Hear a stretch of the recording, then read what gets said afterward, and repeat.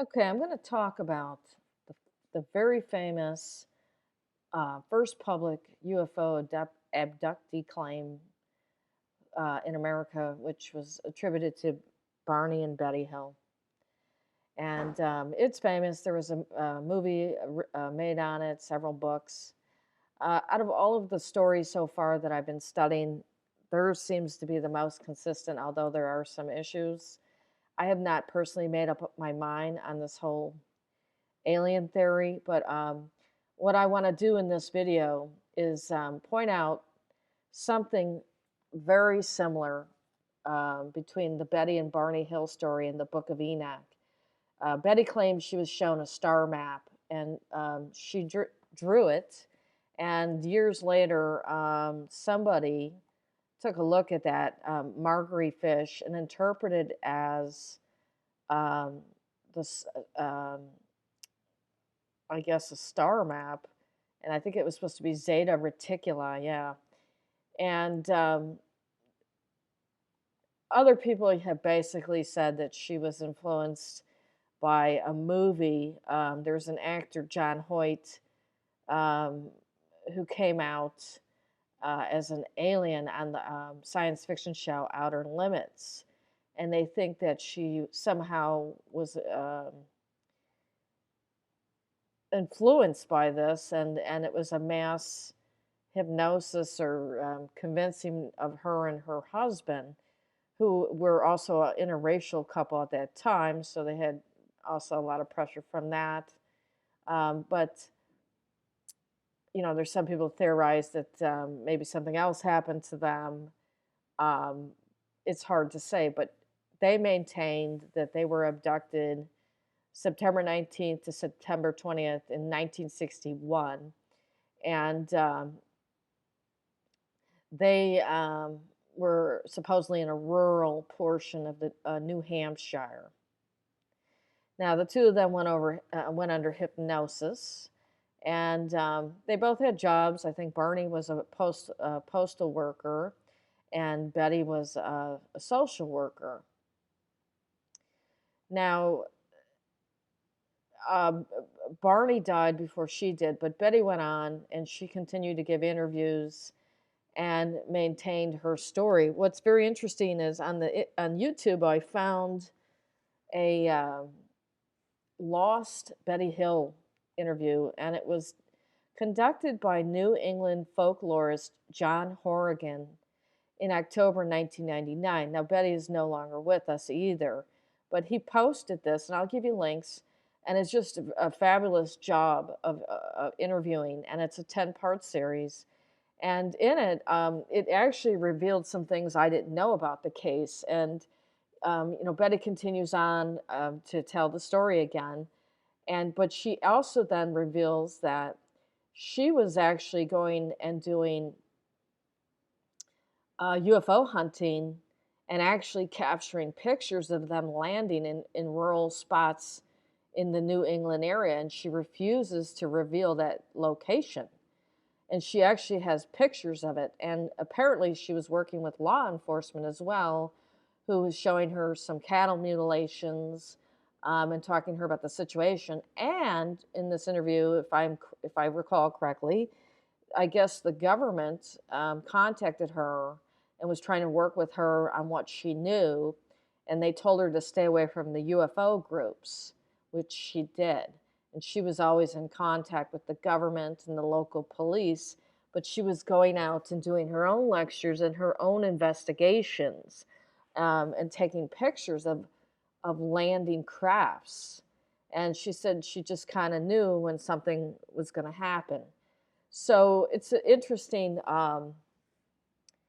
story. So if you're interested in that subject, you could take a look. But how does this tie into Enoch? Well, I have something called the Old Testament Pseudepigrapha, Apocalyptic Literature and Testaments, edited by James H. Charlesworth. And these are books that never made it into the Bible. And it's a very interesting collection. And what is interesting is in volume 1, basically they're telling you that there's three versions of the Book of Enoch. One is Ethiopian, one is Slavic, and one is Hebrew. And I've read them, and every time I read it, I see something new. It is quite a bit of reading, but the first book listed, the Ethiopic book on Enoch, has some incredibly interesting insight to what this guy experienced. And in some cases, they refer to it as a dream, but yet he's describing himself, and this is, quote, being taken up in a wind vehicle. He's given star maps. He's given information on the sun and the moon and stars by the angel Uriel. Now, in my research, I equate Uriel with Athena, based on everything I've seen. She was a goddess of the arts and crafts as well as intelligent warfare. But he basically, or this book basically states that Uriel instructed him on the stars and the planets, and that they took him all over the earth, and he saw all kind of mountains. But what's also interesting is he specifically describes God as white, the angels as white, God in a white gown. He describes that what the fallen angels did. They made it with humans, created these giants who tortured the humans, and they were imprisoned inside the earth because of that. And at one point, he actually, the first time he's in the presence of God, Enoch actually, from his description, he urinates on himself out of fear. And he continues on, and they talk about Noah being as white as snow. His hair is white as snow. So this is Ethiopian. The other two, the Slavic and the Hebrew, have differences. And I'll try and do some videos on that down the road. I'm kind of, limited on my research time, unfortunately. I do have life responsibilities, but I will try and keep going on this. But this is going to be a little lengthy, and I'm going to try and read what some of this Ethiopian book of Enoch says, so you could just get right to it. So please be patient. Okay, so as I said, this is the Ethiopian Book of Enoch. And he starts off talking about the wicked being judged and the fall of angels. And I'm just going to read some of this briefly. On page 15 of my volume 1 of Pseudepigrapha, that was edited by James H. Charlesworth, and this Ethiopian Book of Enoch was a translation by E. Isaac. Okay. The fall of angels. In those days, when the children of man had multiplied, it happened that there were born unto them handsome and beautiful daughters, and the angels, the children of heaven, saw them and desired them, and they said to one another, Come, let us choose wives for ourselves from among the daughters of man, and beget us children. And Samyaz, being their leader, said unto them, I fear that perhaps you will not consent that this deed should be done, and I alone will become responsible for this great sin. But they all responded to him, Let us all swear an oath and bind everyone among us by a curse not to abandon this suggestion, but to do the deed. Then they all swore together and bound one another by the curse, and they were altogether 200. And they descended into Ardos, which is the summit of Hermon, and they called the mount Armon, for they swore and bound one another by a curse. And their names are as follows: Samyaz, the leader of Arakeb, Ramiel, Tamel, Ramel, Danel, Ezequiel, Baraquel, Azel, Armar, Ros, Batar El, Anael, Zaquiel, Sazamas, Ael, Kestarel, Turel, Yamiel, and Arazel. These are the chiefs of tens and of all the others with them. And they took wives unto themselves, and everyone respectively chose one woman for himself. And they began to go on to them. And they taught them magical medicine, incantations, the cutting of roots, and taught them about plants. And the women became pregnant and gave birth to great giants, whose heights were 300 cubits. These giants consumed the produce of all the people, until the people detested feeding them. So the giants turned against the people in order to eat them. And they began to sin against birds, wild beasts, reptiles, and fish. And their flesh was devoured the one by the other, and they drank blood.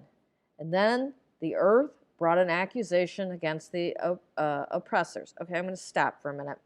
So I've already been over this. If you know from my research, these giants were cannibals, and they oppressed humans, and there was another set of giants that had to go after them and put them out. This basically continues on.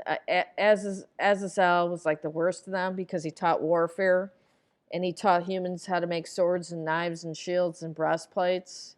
So he was hated the most by the leader god. Now it continues. It says, then Michael, Seraphel, and Gabriel observed carefully from the sky, and they saw much blood being shed upon the earth, and all the oppression being wrought upon the earth. And they said to one another, the earth from her empty foundation has brought the cry of their voice unto the gates of heaven. And now, O holy ones of heaven, the souls of people are putting their case before you, pleading, bring our judgment before the Most High. And they said to the Lord of potentates, for he is the Lord of lords and the God of gods and the King of kings, and the seat of his glory stands throughout the generations of the world. Your name is holy and blessed and glorious. Throughout the whole world you have made everything, and with you is the authority for everything. Okay, it continues on, and basically the giants and the fallen angels who spawn them are judged, and the earth is going to be flooded to destroy most of these giants. The fallen angels are stuck in the ground forever, and they're said to have eternal life, and their punishment is they're forced to live under the ground. They're not allowed to ascend to heaven anymore. So these angels with the Most High clean out the earth as much as possible with the flood, and get rid of most of these giants. Now let me read this. Is interesting as well. Page 18. We're still in this Ethiopian Book of Enoch. It says, they hope that each one of them will live a period of 500 years. That's the Nephilim. And to Michael, God said, make known to Semyaz and the others who are with him, who fornicated with the women, that they will die together with them in all of their defilement. And when they and all of their children have battled with each other, and when they have seen the destruction of their beloved ones, bind them for 70 generations underneath the rocks of the ground until the day of their judgment and of their consummation, until the eternal judgment is concluded. In those days they will lead them into the bottom of the fire and in torment, in the prison where they will be locked up forever. And at that time they will burn and die. Those who collaborated with them will be bound together with them from henceforth unto the end of all generations, and destroy all the souls of pleasure and the children of the watchers, for they have done injustice to man. Destroy injustice from the face of the earth, and every iniquitous deed will end, and the plant of righteousness and truth will appear forever, and he will plant joy. Okay, I'm going to stop for a minute. Okay, so I just read to you that they were hoping that the children produced from these angels and human women could live at least 500 years. And they were put in the underground prison for 70 generations. Now, what is a generation? I don't know. But they're supposed to be taken out and put in an eternal prison. There were 200 watchers.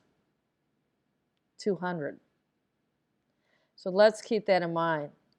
We don't know how many else cooperated with them, but it said there were 200. So it's not thousands. So whatever these angels were, there were only 200 that got in trouble and got put under the ground. So let's continue on. They ask Enoch to intercede for them. He tries, but it doesn't work. And so Enoch has a vision. Now, sometimes it's described in here as a vision or a dream, but that's basically when he's going some different place up in the sky or a ship to visit God and the angels. Let me continue on. Page 22, Enoch's tour of the earth and Sheol, the first journey. So he has multiple journeys with God and the righteous angels. Let me just read this a little bit. And they lifted me into one place where there were the ones like the flaming fire. And when they so desire, they appear like men. Let me stop. When they so desire, they appear like men. Okay, here again, if you're following my work, you know that I've identified these ancient gods and goddesses as the Chronides, that Jehovah is Zeus, and that they traveled and they had the first round of Cronus and his group were the bad ones that taught human sacrifice and just terrible things and cannibalism. And the second round of these giants had to correct it. I believe all this is connected. It's just a different name for these same beings. The question is, what are they? What are these beings? They're described as giants. They're described as white. I'm going to show you that. They're very intelligent. But they're also described as being able to fly up into the heavens in ships. They're described as being able to appear like men when they want to. You know from my research that I've already pointed out in the Nag Hammadi Library, you could go back into my videos and my books and work. They already, it said in there that the first round, which identifies Cronus, which would be your Samyaza, the leader, had to change their appearance to mate with human women because they were unsuccessful at first.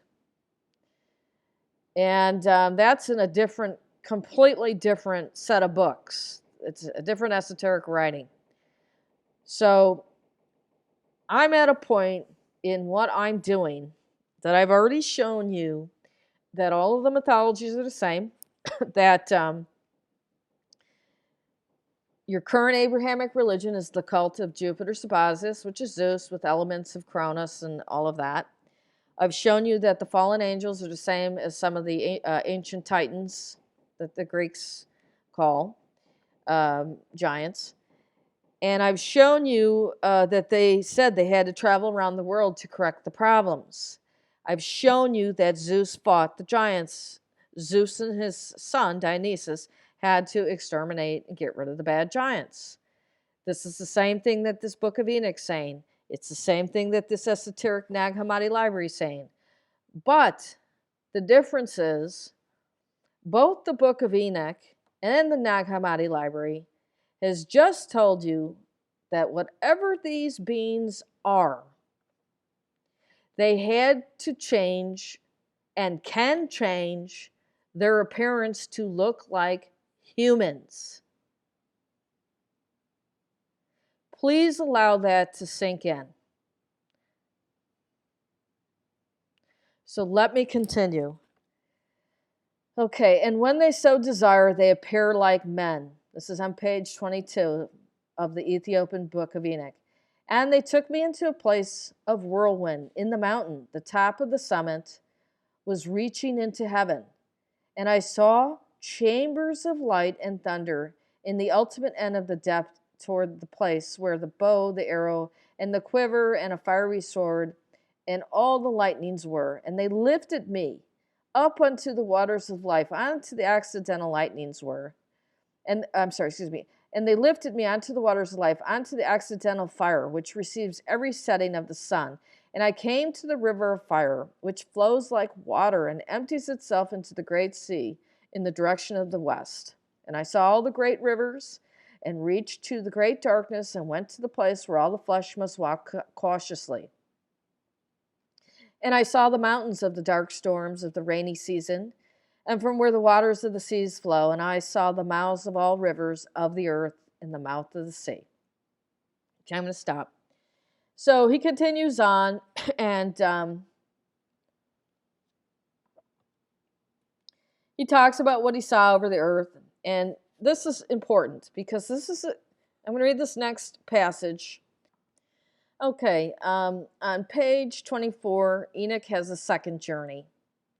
And it says it's the preliminary and final place of punishment of fallen stars. Okay, I'll read a little bit of it. And I came to an empty place, and I saw there neither a heaven above nor an earth below, but a chaotic and terrible place. And there I saw 7 stars of heaven bound together in it, like great mountains, and burning with fire.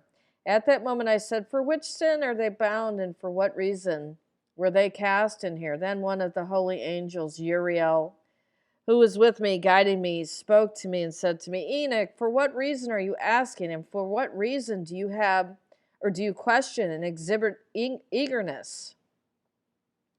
These are among the stars of heaven, which have transgressed the commandments of the Lord, and are bound in this place until the completion of 10 million years, according to the number of their sins. I then proceeded from the area to another place, which is even more terrible, and saw a terrible thing, a great fire that was burning and flaming. The place had a cleavage that extended to the last sea, pouring out great pillars of fire.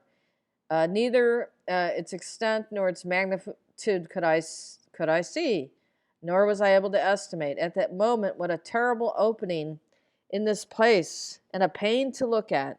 Then Uriel and the holy angels who was with me responded and said to me, Enoch, why are you afraid like this? I answered and said, I am frightened because of the terrible place and the spectacle of this painful thing. And he said unto me, this place is the prison house of the angels. They are detained here forever. All right, I'm going to stop.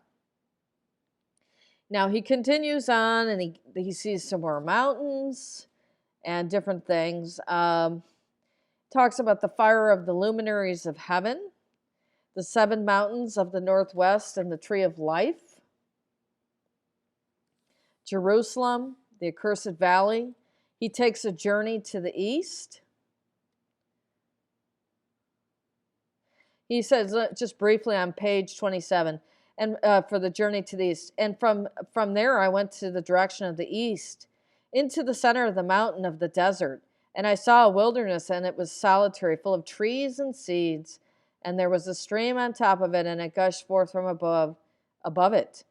It appeared like a waterfall, which cascaded greatly as if toward the direction of west and the northwest. Water and dew descended from it all over. Okay, I'm going to stop.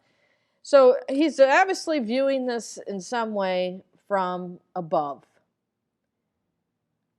And he continues on, and he talks about everything he's seen, different kinds of animals and birds, and so on.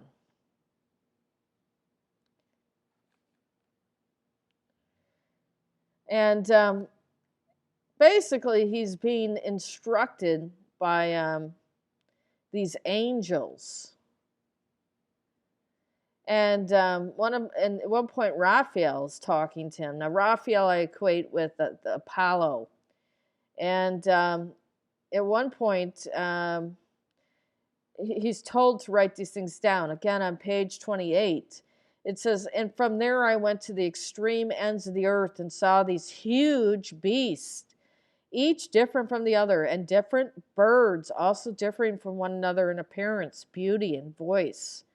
And to the east of those beasts, I saw the ultimate ends of the earth, which rests on the heaven. And the gates of heaven were open.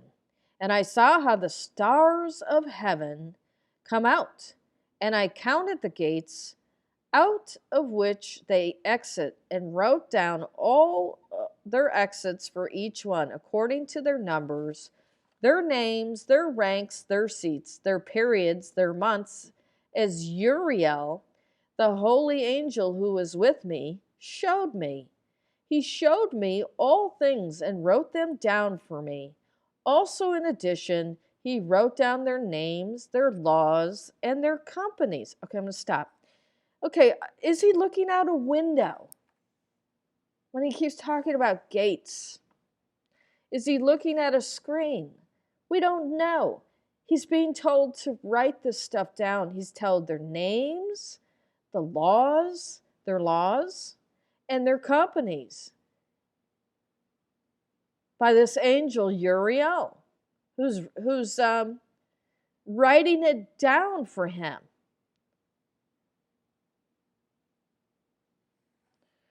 Okay, so it continues on, and they talk about the coming judgment of the giants and these fallen angels in the flood. And he's given more cosmic secrets.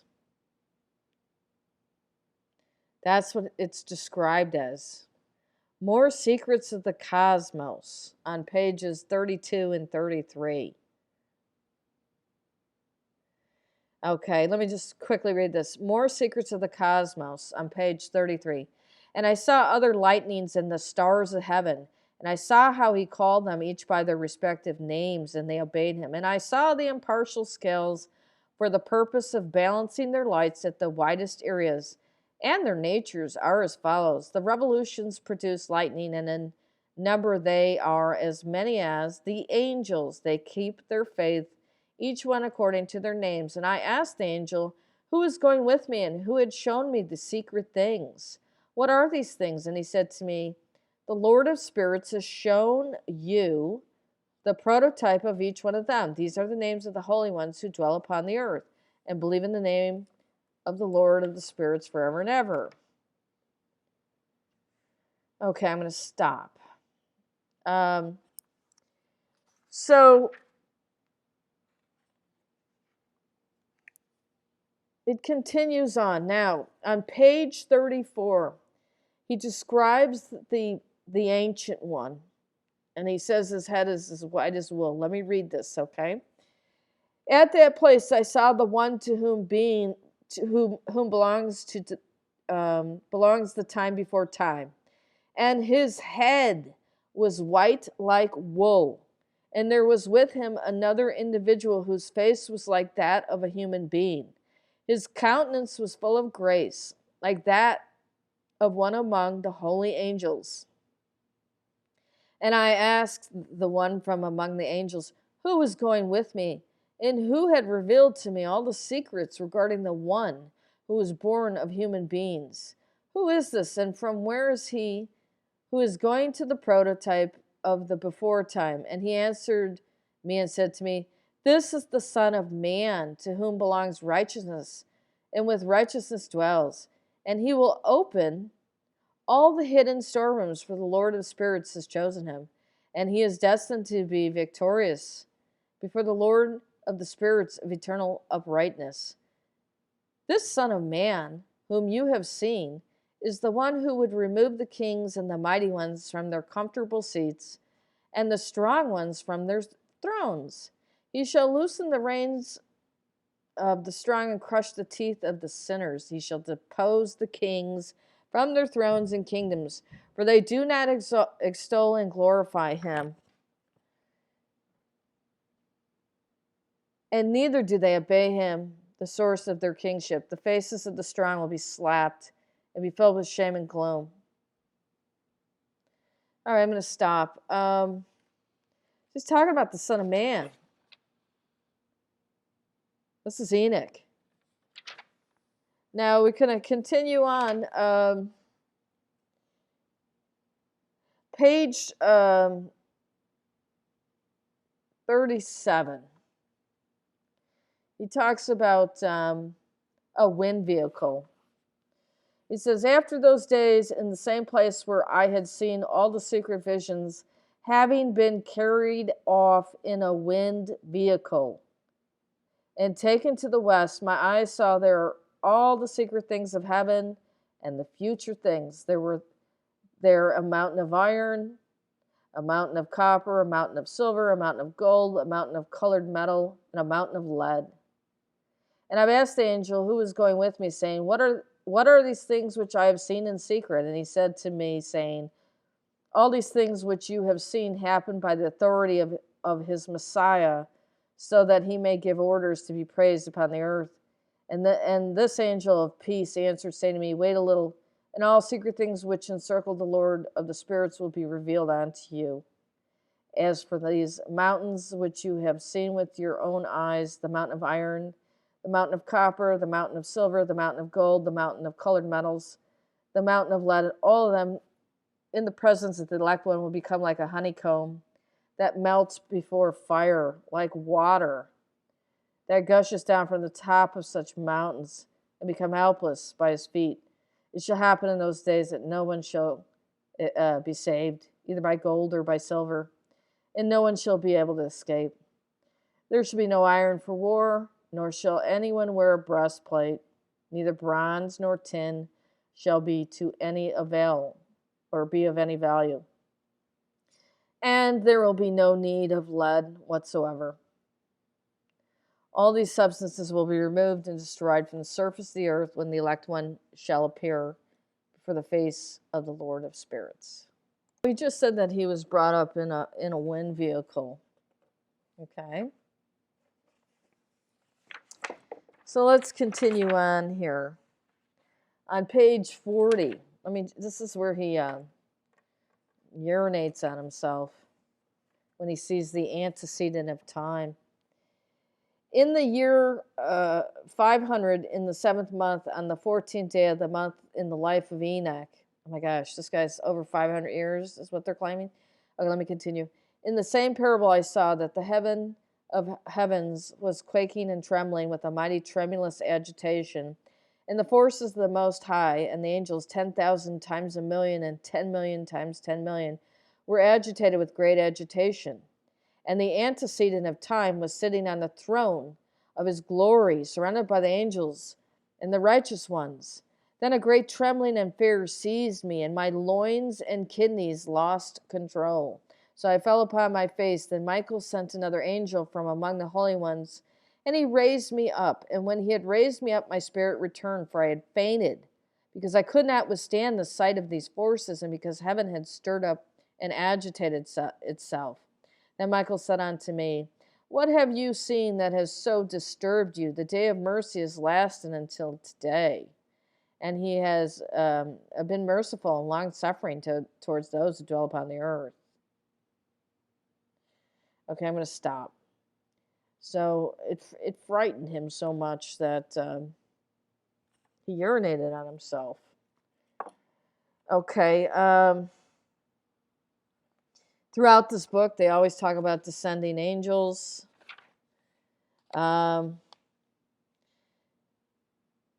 Okay, page 43. For the Son of Man was concealed from the beginning, and the Most High One preserved him in the presence of his power. Then he revealed him to the holy and the elect ones. So they knew that this guy was coming. Okay, but that was in the time of Enoch. So was that Dionysus? Because Dionysus' mission was to get rid of these giants and spread the agricultural cults, and he traveled the world. So this was during the time of Enoch, which was way before Jesus. Okay, let's see. I want to continue on.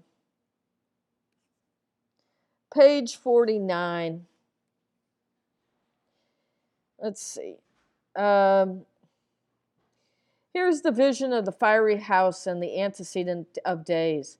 Thus it happened after this that my spirit passed out of sight and ascended into the heavens. And I saw the sons of the holy angels walking upon the flame of fire. Their garments were white, and their overcoats, and the light of their faces was like snow. Also I saw two rivers of fire, the light of which fire was shining like hyacinth. Then I fell upon my face before the Lord of spirits, and the angel Michael, one of the archangels, seizing me by my right hand and lifted me up, led me out to all the secrets of mercy. Okay, I'm going to stop. It said they had faces like snow, which is white.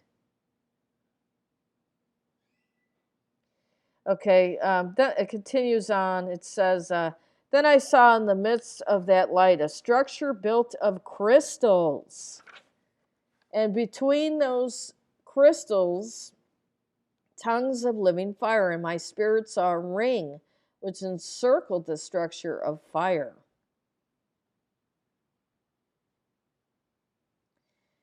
Okay, on its four sides were rivers full of living fire, which encircle it. Moreover, seraphim, cherubim, and Aphanim, the sleepless ones, who guard the throne of his glory, also encircle it. And I saw countless angels, 100,000 times 100,000, 10 million times 10 million, encircling that house. Michael, Raphael, Gabriel, Phanuel, and numerous other holy angels that are in heaven above go in and out of that house. Michael, Raphael, Gabriel, Phanuel, and numerous other holy angels that are countless. With them is the antecedent of time. His head is white and pure like wool, and his garment is indescribable. Okay, I'm going to stop. The antecedent of time is your big leader, your God. It says his head is white and pure like wool, and his garment is indescribable. Okay. So this, I'm going to stop. And that was on page 50 of this book of Enoch. Okay, and it continues on. Uriel continues to instruct Enoch about the sun. He shows him all of these things, and the moon and the stars. Talks about rotation on page 53. Furthermore, I saw another system of rotation with its own regulation, whereby the system fulfills its monthly course of movement. All these things, including their fixed positions, Uriel, the holy angel who's guide of all of them, showed to me. And I wrote down their fixed positions as he showed them to me, and I wrote down their months as they were, as well as the variable aspects of their illumination until the completion of 15 days. The moon wanes in 15 steps during a period of 15 days, and waxes in 14 steps in the east and the west, respectively. In certain designated months, it alters its westerly settlements, and in certain designated months, it fulfills its usual courses of movement. For 2 months, the moon, sets with the sun, and uses 2 middle openings, which are the third and the fourth gate. It comes out for 7 days and completes the circuit of its return again to the gate through which the sun rises. In this manner it waxes and recedes from the sun, entering the 6th gate through which the sun rises in 8 days. I'm going to stop. So he's getting an instruction from this angel Uriel, who can appear like men if it wants to, and it's white, about all of the movement of the sun cycle, the moon cycle, the planets, the stars, and it's described as movement through these gates. And when you start getting into astronomy, astrology, that kind of, I wonder if that kind of crosses with the language, but the bottom line is he's being told how these things work by this angel, and he's writing it down, or the angel's writing it down for him at other points, other times.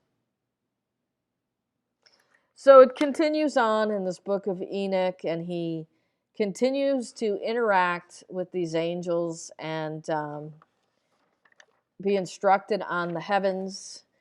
He's told about the great flood coming. Eventually, he's told about the two kingdoms of Israel and Judah and the destruction of Jerusalem. So that means the Jews and the Israelites, I guess, go on. But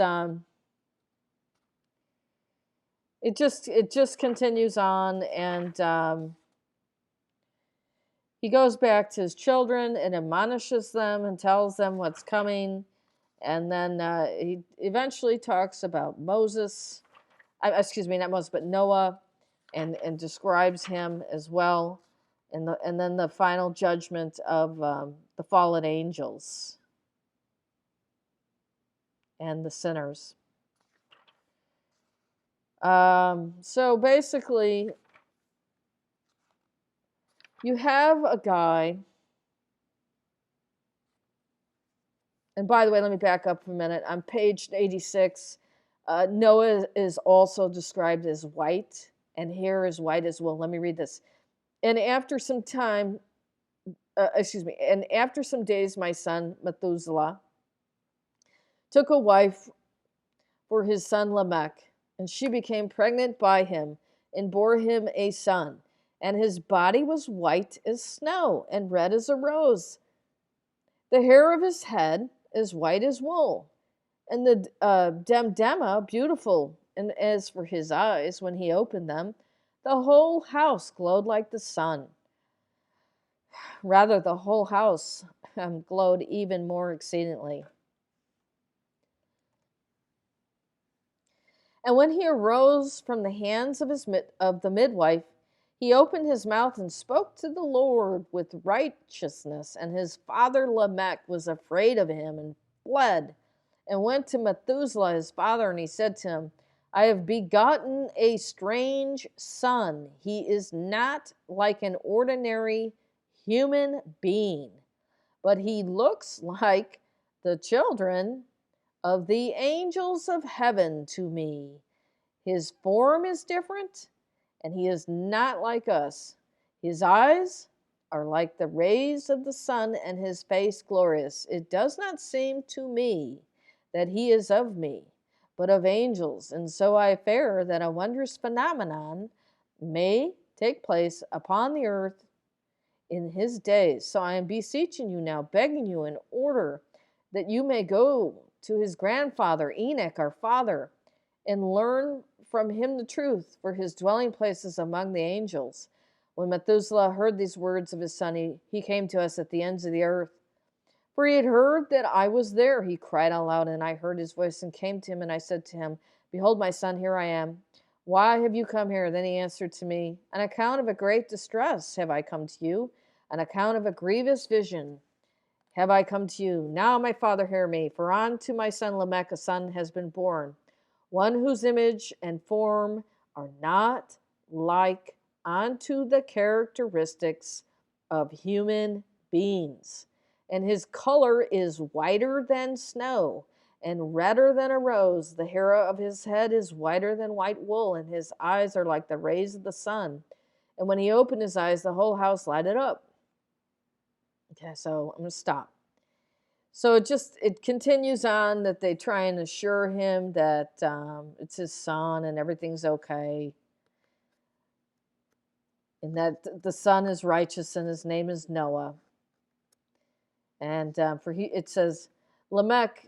Okay, I'm on page 87. Lamech that the son who has been born is indeed righteous, and call his name Noah, for he shall be the remnant for you. And he and his sons shall be saved from the corruption which shall come upon the earth on account of all the sin and oppression that existed. And it will be fulfilled upon the earth in his days. And there shall occur still greater oppression than that which was fulfilled upon the earth the first time. For I do know the mysteries of the holy ones, for he, the Lord, has revealed them to me and made me know, and I have read them in the heavenly tablets. Okay, I'm going to stop.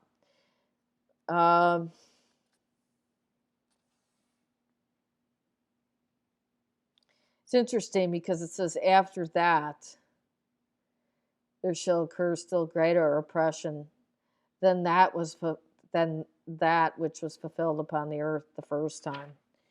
So basically, and then the flood comes, and that's pretty much it. So that is the Book of Enoch, and Enoch was said to continue on living with these angels. So I've just told you that they were white, they were frightening. It made the guy urinate himself. They had all of this knowledge. It says they could appear like men if they want to. They're not like humans. He said no. The child Noah was white. He had white hair, and there was something strange about his eyes, and he did not have a human form. So what do we have going on here? And like I said, all of this star map and star knowledge and the knowledge of the sun and the moon and all of its, the moon's, the sun is stationary, but the moon's cycle was given down to Enoch, who was it was written for him or he was writing it himself. And I'm going to just,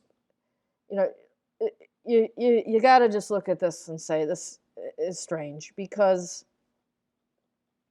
they're always described as coming down from heaven, but the bad ones, that were 200 of them, are put underground. They're in prison. And if you know from my research, I've gone and I've looked at whatever I could find, archaeologically. I've gotten some slack from it from stupid trolls that I know a little bit more about them than they think I know, but they have an agenda to put this information down. And gang stalk researchers like myself. But I've shown you that there's a lot of evidence for travel long, before these Siberians came over to the Americas. And I've tried to find artifacts and the stories, and I've talked about red-haired giants, or stories of giants or red-haired people in the Americas, and occipital bun on one of these skulls found out in Lovelock, Nevada. And I've shown you how there's even letters in Sloan Canyon in Nevada that are Phoenician-like. I've shown you pictures of Phoenician cylinder seals that have the gods in boats, but let's be honest, they also have the gods in airplanes. And I've shown you, in my research, those Colombian gold pendants that they say are fish, but they look like planes. Well, if they're fish, why do they have a huge opening in the head, which isn't obviously a mouth, because the supposed eyes aren't in the right place? And the tail, if that was supposed to be a mouth of a fish, the tail is upside down. So it's a plane or an aircraft of some sort. So they've always had these gods in some kind of aircraft. And Enoch specifically says he was taken up in a wind vehicle. He was not only taken up once, but multiple times. And he's getting instructions on astronomy. And he's told this is what's going to happen to the earth. And it's because these giants that got produced by these 200 angels wrecked it and oppressed the people. But he also talks about they have all these metals, mountains of it, which is always the thing they have humans doing, mining, getting things for the kings or the gods. And I've already showed you again, I'll repeat this, that in this book of Enoch, it says the angels can appear like men if they want to. That means they're not of that appearance normally, but they're described as white, snow white, and frightening so much the guy urinated himself. Now, this description of having to change their appearance to mate with humans is also in the Nag Hammadi Library. Go back into my videos where I talk about that. So something here is going on that's just not right. And I know for a fact that, like I said, my mythological unification theory, all of these mythologies are the same people The first round of gods were bad, taught them bad stuff. The second round came in and had to correct that, and they had these demigods, part human, part god, assisting them. Like Dionysus was one of them. Heracles was also supposed to be another one. But yet we have these esoteric, very highly guarded until now, the last 100 years, texts telling us that they can, whatever these things are, can change their appearance into looking like they're humans. So, once again, there's a limited number of these angels under the ground, supposedly, so that's probably why you don't see them all over the place. And the rest are in the heavens, coming and going as needed. Very interesting. So let's put it together. And then you've got people like Betty Hill and Barney getting abducted and being given a star map. And, a handful of other people as well. And she's able to go out and find out where they're landing and take pictures of it, but won't tell anybody. So I do think we got something else going on this planet, and you have to have there has to be some kind of explanation for this Book of Enoch and the in the Pseudepigrapha and the Nag Hammadi text. Okay, at some point I will continue on with examination of the Slavonic Book of Enoch and the Hebrew Book of Enoch, and I want to put a presentation together of all of the anthropological anomalies that go against the crossing of the Bering Strait, linear evolution theory, and that will take me time. So thank you. I've just got to read this one more time to end this video. This is from the Nag Hammadi Library, the Apocryphon of John, page 121 of my book, and or of this book. And he made a plan with his powers. He sent his angels to the daughters of men, that they might take some of them for themselves and raise offspring for their enjoyment. And at first they did not succeed. When they had no success, they gathered together and they made a plan together. They created a counterfeit spirit who resembles the spirit who had descended, so as to pollute the souls through it. And the angels changed themselves in their likeness into the likeness of the daughters of men, mates, filling with them the spirit of darkness, which they had mixed for them, and with evil. They brought gold and silver and a gift, and copper and iron, and metal, and of all kinds of things. And they steered the people who had followed them into great troubles by leading them astray with many deceptions. They, the people, became old without enjoyment. They died, not having found truth, and without knowing the God of truth. And thus the whole creation became enslaved forever, from the foundation of the world until now. And they took women and begot children out of the darkness, according to their likeness of their spirit. And they closed their hearts, and they hardened themselves through the hardness of the counterfeit spirit until now. Okay, I'm going to stop. That's what the archons did. So what in the world are they? Thank you.